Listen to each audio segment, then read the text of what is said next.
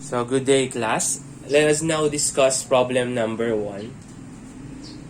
A soil element is shown. The magnitude of stresses are sigma x is equals to 120 kilonewton per square meter. So, pag sinabi nating sigma x, that is our normal stress acting along x direction. So, for this one, yung sigma x natin, siyempre, eto yon. This is our sigma x. Having a magnitude of 120 kilonewton per meter squared. Siyempre, in equilibrium dapat yung soil mass natin or soil element. If it is going to the left, definitely yung nasa kabilang side niya para maging equilibrium, that is going to the right. So, this is our sigma x. Tau of 40 kilonewton per meter squared. So, we have a shear stress na 40 kilonewton per meter squared. So, parehas lang yung mga values natin sa shear stress natin. So, we have here, we have a stress. Ito yung sigma ay tau xy, or the stress crossing the x-axis acting in the y direction. So, yung huling subscript ng shear stress natin, that is yung direction ng shear force natin. So, for this, acting siya along the y direction. Siyempre, if it is downward, dito naman sa kabila, that will become upward. So, this is our shear stress xy. And of course, meron din tayo shear stress crossing the x-axis acting, baliktad. So, crossing the y-axis acting along x direction. So, kung ito naman, that is going to the left, sa susunod naman natin, that is going to the right. So, going to the left, to the right pala, baliktad, tapos dito to the left. Lastly, we have a sigma y, which is equal to 300 kilonewton per meter squared. So, for this, yung normal stress natin acting in the y direction. Ayan. So, we have a theta here, which is equal to 20 degrees. So, for this problem, hinahanap is the magnitude of the principal stresses. So, when we are talking about principal stresses, yung hinahanap natin dito is the sigma 1 at saka yung sigma 3 natin. Yung major confining pressure at saka yung minor confining pressure natin. So, for this, let's solve muna yung principal stresses natin. So, in computing for the principal stresses, pwede natin gamitin dito yung mga formulas na na-discuss natin dun sa mga PowerPoint natin. So for that, to solve for sigma 1, that is sigma y plus sigma x all over 2 plus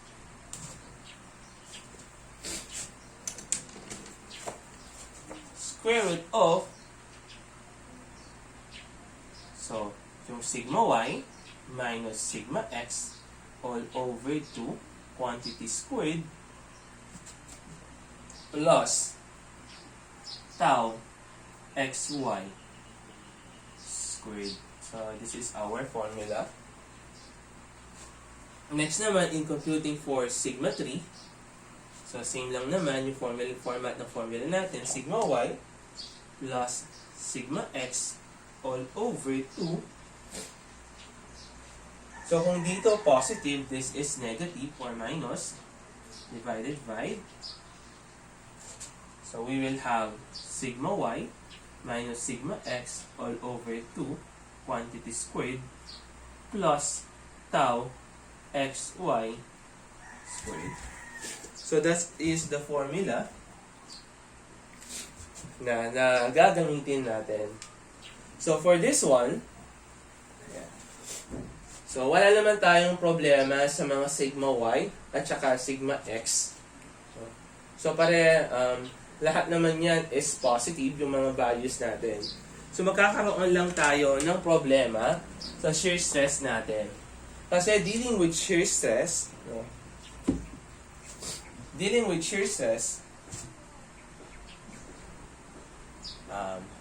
kapag yung rotation ng shear stress natin is clockwise, that is negative. Kasi sa shear stress, kapag counterclockwise yung rotation natin, that is considered as positive.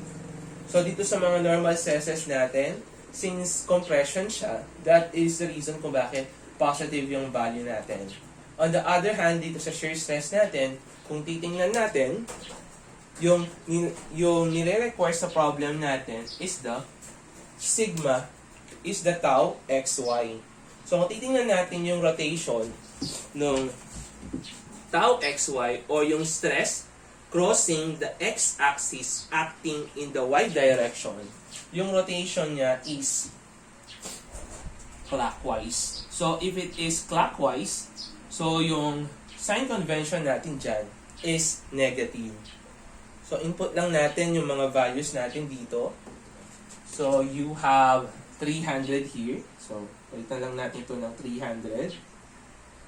Yung sigma x natin, that will become 120. Same with here, this is 300. 300 minus 120. So, this is 300. This is 120. Tapos, etong tau xy natin. So, that is papalitan natin yan ng negative 40. So, kung isa-solve natin yan, we're going to compute that. You will have a value of 308.49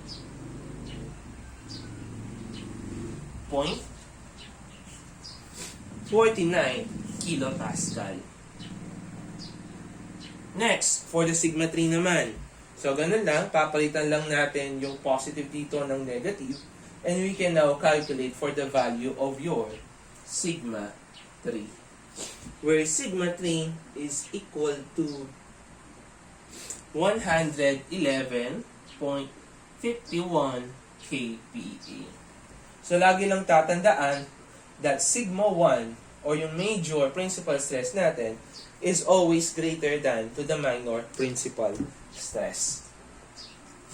So, na-compute na natin yung magnitude ng mga principal stresses natin.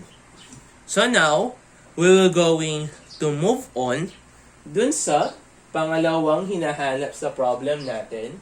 What is the normal and shear stress on plane AB? So, kung hihiwalay natin yung plane AB natin dun sa solid element natin, makikita natin yung normal and shear stresses acting on the plane AB. So, kung aalisin natin yan, ayan, makikita natin yan. So, let's say, eto na, i-consider na lang natin yung plane natin. So, hanapin natin yung shear stress at saka yung normal stress natin dyan. Siyempre, gagamitin pa rin natin yung mga values natin, yung formulas natin for the sigma L at saka yung shear stress natin. So, for the sigma N,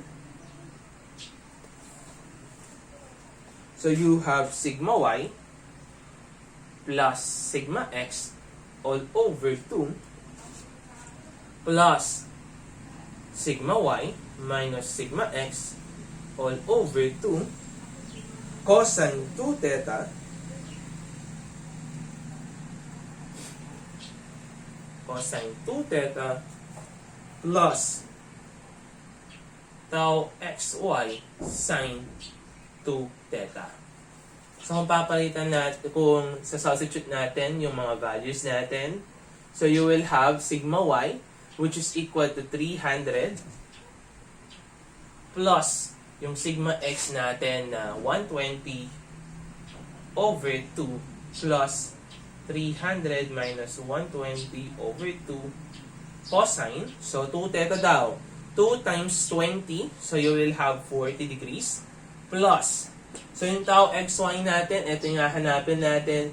Since it is clockwise in rotation, so that will become negative 14 sine 40 degrees.